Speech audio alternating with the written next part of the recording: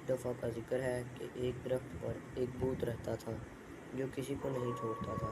یہ دوڑتا ہوا ایک ویرانے سے گزرا اور بولا، مجھے چھوڑ دو، میں نے تمہارا کیا بگاڑا ہے؟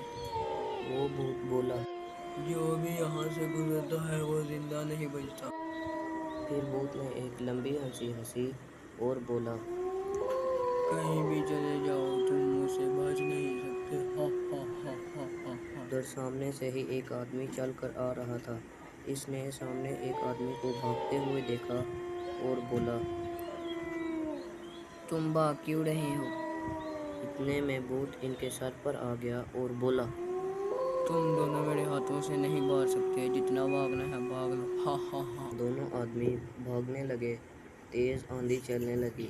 آندھی ہواؤں میں ادھر اور ادھر ہوائیں چلنے لگی، درخت ہلنے لگے۔ اتنے میں بجلی بھی گرجنے لگی۔ بھوت نے ان دونوں کو پکڑا اور مار دیا اور بولا، مجھ سے کوئی نہیں بچ سکتا، ہا ہا۔